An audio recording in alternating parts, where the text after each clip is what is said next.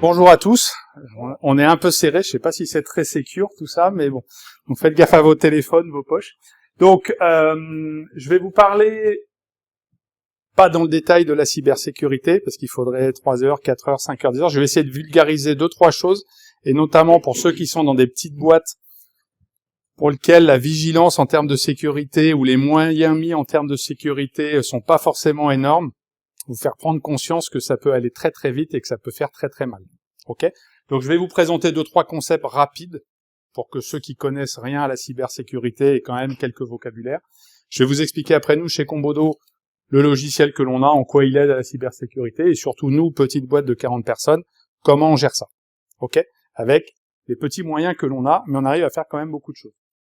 Et puis on va essayer de faire en sorte qu'il y ait 5 minutes pour vous poser des questions, etc. C'est super timing.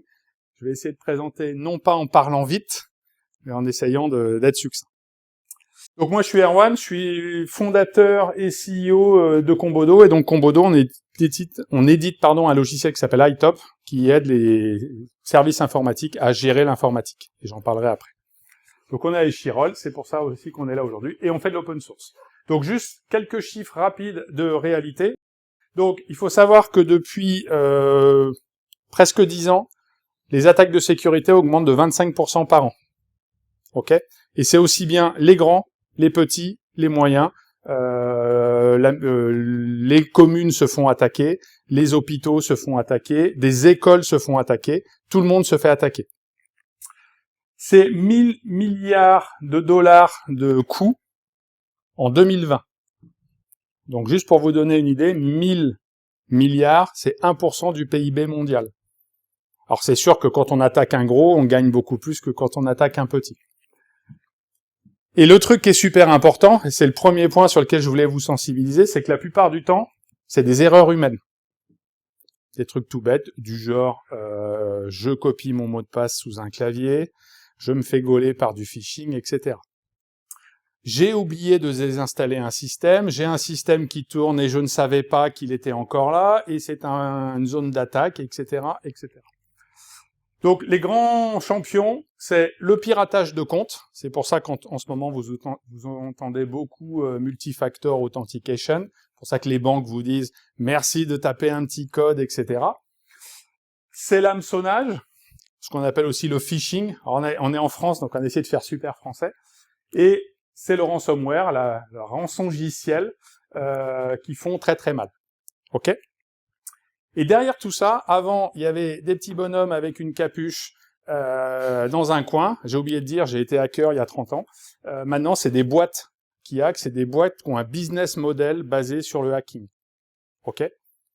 Ça existe. Alors, elles sont pas en France, hein, c'est pas super légal. Mais il y a un pays là en ce moment dont on parle beaucoup, à l'est un petit peu. Il y a des boîtes dédiées à ça et elles vendent des prestations pour vous attaquer. Ok ? Donc c'est une vraie réalité et ça touche tout le monde. Donc la cybersécurité, c'est quoi ? C'est tout ce qui concerne pratique et techno, donc c'est pas que de la techno, pour maintenir en conditions opérationnelles un environnement informatique et le protéger des intrusions, des malveillances, des piratages, de la destruction de données et, par exemple, des attaques deny of service. L'incendie d'OVH, c'est un problème de cybersécurité. C'est pas forcément des gens malveillants qui ont mis le feu, on n'en sait rien, mais vous avez de la perte de données, vous avez de l'intégrité de données, c'est de la cybersécurité. Donc quels sont les mots importants ? Confidentialité. Je m'assure que seules les personnes autorisées ont le droit d'accéder à la data. Donc est-ce que tout le monde sait ce que c'est qu'une faille XSS ? Ouais, on va choper un cookie, on va usurper l'identité de quelqu'un et on accède des données.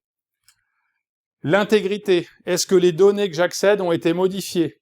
Est-ce qu'elles sont présentes ? Est-ce qu'elles sont backupées ? Est-ce que je pourrais les récupérer si ça marche pas ? C'est de la cybersécurité. La disponibilité, deny of service. Je discutais avec quelqu'un d'une mairie. Ils ont eu un deny of service sur le site web qui fait que les formulaires pour interroger la mairie marchaient pas. On les enlève, le site web remarche. Résultat, tout le monde appelle le standard de la mairie. Deny of service sur le standard. En fait, la personne, ça sonnait tout le temps. C'est pas cool. Authentification. Est-ce que c'est bien vous qui vous connectez ? Le MFA, etc. Donc, il y a de moins en plus d'applis sécurisées qui n'ont pas de double authentification. Ou vous allez avoir du SSO qui va gérer les choses. L'autorisation, à qui je donne des habilitations pour pouvoir se connecter à l'environnement. Traitement d'un incident, ok. Est-ce que tout le monde sait ce que c'est que l'ITSM? Non? Donc IT Service Management, processus de gestion des incidents, il y a un incident, c'est quoi le processus, etc., etc. Donc nous, c'est notre métier. Il y a plein de gens, sans s'en rendre compte, ils doivent gérer des incidents de sécurité. C'est pas juste débrancher le formulaire, c'est informer les gens, analyser l'impact, etc. Protection des mises en réseau. Qui se connecte au site web ou au réseau de son entreprise dans le train ici? Personne? Avec un VPN? Ouais, très bien. Parce que sans VPN, ça peut faire mal. Avec quelque chose qui fait en sorte que les personnes ne voient pas votre écran, machin. Moi, un jour, j'étais à côté du directeur marketing d'IKEA dans le train, j'avais tous les chiffres d'IKEA. C'est beaucoup d'informations, voilà. Donc, niveau confidentialité de ma donnée, le monsieur était un peu moyen. Et enfin, conformité. Donc, conformité, c'est pour ceux qui veulent des certifications. Je vais en parler très brièvement. À un moment donné, on doit faire des audits, se faire valider, parce que si vous êtes fournisseur à un moment donné de services informatiques, peut-être que vos clients vont vous demander des garanties. Nous, c'est notre problème, par exemple. Ok, on doit donner des garanties à nos clients. Donc, en gros, c'est tout ce qui consiste à protéger votre système d'information et les systèmes numériques, parce que quand ils marchent pas, en 2025, on peut plus bosser. Voilà, il n'y a pas longtemps, l'université de Grenoble a été attaquée, le mail était tanké, il n'y a plus personne qui donne de cours, hein. On n'a pas de mail, on peut plus bosser. Voilà. Et c'est valable pour les petites structures. Donc il y a 3 grands niveaux qui sont importants, et je vais aller rapidement là-dessus, ça passe vraiment vite. Donc il y a le niveau du bas qui est super important, c'est eux qui ont des normes. C'est tout ce qui est fournisseurs d'électricité, les hôpitaux, les aéroports, les instituts gouvernementaux. Quand eux ils tombent, c'est la panique générale. Ok, donc eux, ils vont avoir des normes très très strictes.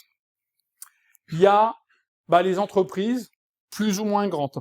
Donc eux, l'impact, c'est souvent des pertes financières. Ok, mon site de vente en ligne n'est plus dispo, j'arrive plus à vendre, et ça peut durer longtemps. C'est parfois, ça amène à la faillite. Hein, on a eu tellement de pertes financières qu'on s'écroule. Et ce dont on parle pas très souvent, c'est l'image de marque. J'ai été attaqué. Imaginons que je suis un petit hébergeur grenoblois qui met des VM chez OVH. Je me fais attaquer. Vous croyez que derrière, je vais réussir à vendre? Voilà. Donc ça, c'est des trucs bêtes. Et là, vous voyez, on a mis une boulangerie, on a mis un truc du bâtiment. Ces gens-là, ils sont pas forcément sensibles à la sécurité et ils peuvent avoir autant de problèmes que les autres. Orange, Airbus Defence and Space avec qui on travaille, eux, ils ont pas de soucis, hein. Ils ont des armées de gens, ils trouveront des solutions. Mais la petite boîte qui a son site web ou son site de vente en ligne, quand elle se fait attaquer, c'est tout son business qui s'écroule. Donc il y a quelques réglementations. Alors celle-là, NIS2 qui est tout nouveau, c'est NIS avant, elle s'applique aux gros. Donc NIS2, c'est pour les gros organismes. C'est une réglementation européenne. Donc au niveau de l'Europe, les gens se coordonnent. Donc quand EDF a une attaque, j'espère que ça n'arrivera pas, je sais pas si c'est déjà arrivé. C'est déjà arrivé ou pas? Qu'EDF se fasse attaquer? Tous les jours, non, mais qu'il y ait une attaque qui marche. Voilà. Eux, typiquement, étant fournisseurs d'électricité pour toute l'Europe, ça peut faire mal. Ok? Donc, le premier truc, c'est, ça concerne ces trucs-là. Ils ont une obligation de notifier. Donc, ces gens-là, ils ont tout un tas de procédures de communication, etc. Parce que quand ils se font attaquer, l'idée, alors ils vont pas dire j'ai été attaqué, etc. Mais s'il y a vraiment un problème, ils devront informer les autres. Ils doivent évaluer en permanence la sécurité de leur entreprise. C'est en permanence. Il y a des audits méga stricts. On fait pas ce qu'on veut. On rentre pas sur un site critique d'EDF les mains dans les poches. Nous, on a comme client Naval Group, on pose le téléphone à l'entrée pour rentrer sur le site. Ils font des sous-marins nucléaires. Ok. Il y a des plans d'urgence et des plans de continuité mis en œuvre. Si ça tombe, ça doit marcher. Ok. OVH a cramé, on s'en moque, ça doit marcher. Quelqu'un a un PCA là en place dans son entreprise? Plan de continuité d'activité? Ouais. Bravo. Il y en a qui ont un PRA. Bravo. C'est reprise d'activité. C'est un peu moins bien. Il y en a qui ont de la fibre noire entre leurs 2 data centers. Ça coûte super cher. Il y a HP avait ça. Et ça, c'est vachement bien. Ça permet d'avoir une redondance quasiment temps réel. Vous voyez, c'est des petites choses. Si on les a pas anticipées, quand OVH brûle, toute la presse française est restée tankée. parce qu'ils avaient des VM à 10 balles, non backupés, et ils croyaient qu'OVH s'occupait de tout pour 10 balles. Bah voilà, c'est un événement tout bête qui fait très très mal. L'autre truc qui est super important dans NIS2, c'est la coopération. Les États sont interconnectés entre eux, et s'il y a vraiment un truc très très grave, et avec mon ami Donald, ça pourrait arriver plus vite que prévu, voilà. Typiquement, là, vous êtes tous sur ChatGPT, ou presque, ça pourrait faire mal. Je suis un peu défaitiste, hein, mais voilà. Communiquer et former et informer les utilisateurs. Dans ces boîtes-là, les formations sur le phishing, les formations sur la sécurité, c'est un cauchemar. Quand je reprends l'exemple de Naval Group, ils changent de mot de passe tous les 3 mois. Et ils n'ont pas le droit de réutiliser les 25 derniers mots de passe. Ça saoule tout le monde. Mais c'est la réalité. Donc ça, c'était la première. Voilà. Donc en gros, c'est vraiment super protégé. Il y a une deuxième qui est très à la mode en ce moment. C'est un label français qui concerne le cloud. Il y a de plus en plus d'environnements SaaS. Alors je vais aller vite pour quand même parler du reste. Secnum Cloud, c'est un label de certification, en gros, qui regroupe tout un tas de procédures, NIS, RGPD, directives bancaires, pour vous garantir la souveraineté des données que vous mettez dans le cloud. Ok ? Et notamment le gouvernement en parle de plus en plus pour inciter toutes les collectivités, etc., à aller dans Secnum Cloud. Tout le monde n'a pas des données sensibles. Vous n'êtes pas tous obligés d'aller dans Secnum Cloud. Mais il n'empêche que les hébergeurs, nous, on a commencé le processus, on l'a mis en pause, on risque d'être obligé, en fonction des clients que l'on gère, d'être certifié Secnum Cloud. Vortec, par exemple, a démarré le processus parce qu'ils font de l'infra, et donc il va falloir qu'ils montent patte blanche s'ils veulent que des grosses structures qui ont des données sensibles soient dans Secnum Cloud. Donc j'en reparlerai sur ce qu'on a fait. Voilà, et il y a donc ça c'est très français, et il y a un équivalent en Europe, c'est encore un peu balbutiant, c'est pas généralisé à tous les pays. Donc nous on fait quoi? Donc nous on fait un soft, et on fait un soft pour gérer les services informatiques. Certains diront on fait du ticketing. Tout le monde connaît GLPI? Bon bah nous on fait mieux que GLPI, non je rigole, on fait à peu près la même chose, différemment. Donc le principe c'est pas d'avoir un outil. L'outil c'est bien, c'est génial. Le premier principe c'est déjà tous ces systèmes-là, bah on n'y rentre pas n'importe comment puisque c'est pour le système informatique. Donc dites-vous bien que si vous vous faites hacker votre GLPI, votre ETOP, votre Zendesk, votre Jira, vous êtes mal parce que la plupart du temps, il y a des données sensibles là-dedans. Ok ? Donc nous, le premier truc que l'on fait, c'est des processus. En gros, l'idée, c'est de tracer tout, de savoir ce qui se passe. Donc dans l'ITSM, il y a ce qu'on appelle la gestion des incidents. J'ai eu un incident, qu'est-ce qui s'est passé, qu'est-ce qu'on a tracé, qui en informe.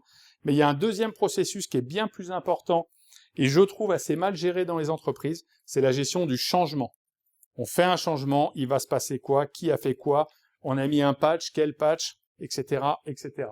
Donc la gestion du changement et la traçabilité autour de ça, c'est super important. Et les mails, ça marche plus. Vous retrouvez des informations dans des mails d'il y a 3 mois?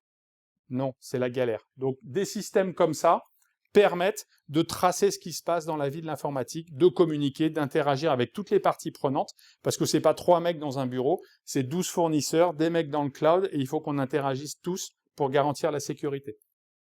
S'il y en a qui ont par exemple leur RH comme nous dans le cloud chez Luca Software, la sécurité c'est leur problème, mais aussi le vôtre.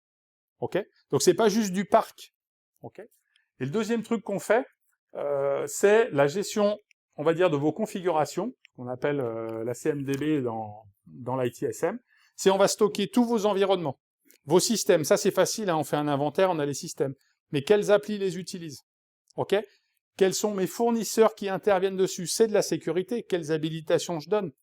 Et à un moment donné, on va pouvoir aussi auditer, tiens, il y a une faille de sécurité sur telle bécane, quelle bécane a telle librairie, etc. Tout ça, ça fait partie de la cybersécurité. Et c'est sans doute dans la tête d'un mec et un bout dans la tête d'un autre mec. Bah, si on agrège tout au même endroit, on va aller beaucoup plus vite pour trouver les infos. Qui je dois appeler pour basculer mon PRA? Parce qu'un PRA, ça se bascule. Qui je dois appeler pour basculer mon PRA si je suis d'astreinte? C'est dans ces systèmes-là qu'on trouvera. Parce que si vous devez aller sur votre SharePoint, chercher le document machin, vous allez déjà passer un certain nombre de temps. Avec ça, vous allez aller vite. Et le dernier point qui est important là-dedans, en termes de sécurité, c'est vous avez vos actifs, ben vous êtes capable d'auditer ceux que vous n'utilisez plus. Nous, on avait un client, il avait plein de VM partout, hostés, qui lui coûtaient une blinde, et il s'est rendu compte, en faisant un audit grâce au système, qu'elles étaient plus utilisées par les applis. Ben, on l'arrête. Parce que comme ça, on réduit la surface d'attaque. Ben, c'est des cas d'attaque très classiques. On a des VM qui traînent dans un coin. On sait même plus qu'elles existent. Et elles se font attaquer, et à partir de là. Il y en a qui étaient dans l'informatique dans les années 2000. Tout le monde se rappelle d'SQL Slammer? Et ben, chez HP, je travaillais chez HP, on s'est fait attaquer, on a passé 1 mois à tout nettoyer parce que une bécane qui servait à personne s'est fait hacker. Voilà. Bon, c'est HP quand même, c'était pas n'importe quoi. Comme on fait un soft machin, premier truc, sécurité. Donc nous, dès qu'il y a une faille de sécurité, go. Ok, on la corrige, on la publie, on fait des CVE. Et la chance qu'on a, c'est qu'en open source, bah, il y a plein de gens qui contribuent à nous remonter des failles de sécurité. C'est un des avantages de l'open source. Voilà, donc on fait des audits de partout. On a des security policies qui sont publiques sur GitHub. Nous, on est sur le forum, sur SourceForge. Les gens savent comment on gère, etc. Ils nous soumettent une faille. Il y a Super Jimmy qui est là. Boum, il y a une faille. On corrige la faille. On livre les versions correctives. Et une fois qu'on a fini, on communique les CVE, mais une fois qu'on a informé nos clients et la communauté pour qu'ils aillent déployer. Ok, mais ça, c'est la base de tout. Je crois qu'on a une centaine de CVE, Jimmy, je crois. Pas loin. Tout le monde ne le fait pas. Ça, nous, NIS2, on fait pas. Segnum Cloud, on a démarré avec nos petits moyens, et grâce à la BPI, on s'est arrêté parce que ça coûtait très cher, mais dans l'équipe, on a 2 informaticiens qui gèrent toutes nos plateformes, et le premier truc qu'on a fait, c'est, OK, on va passer au guide d'hygiène de l'ANSSI. Ok, on va repasser dessus. C'est tout un tas de procédures qu'on applique qui réduisent les risques, former les gens, leur expliquer ce que c'est que le phishing. Pourtant, on est une boîte d'informaticiens. On est tous chez OVH, qui est en cours de certification, donc ça, c'est cool. Et on a mis en place un truc qui est super. Donc ça, c'est pour ça que je voulais finir là-dessus. C'est que il faut savoir qu'un RSSI, un DPO, ça peut pas être le CTO, ça peut pas être le CEO, ça peut pas être le responsable informatique. Et quand on est 40, bah, on peut pas embaucher 50 000 personnes. Donc nous, on travaille avec Cybersecura, qui est une société de RSSI externalisée. On a défini avec eux sur quoi on allait bosser, en fonction de notre budget. Et là, on a super bien avancé. On a formé des gens à ce que c'était que la RGPD. Là, on est en train de faire une campagne de phishing. On pêche toutes les 5 minutes. Ça marche du tonnerre. On écrit une PSSI avec notre plan d'action. En fait, c'est beaucoup de choses que nous, les techos, on appelle administratives, mais qui sont super importantes pour s'assurer que des bonnes pratiques et des erreurs humaines ne sont pas faites. Voilà.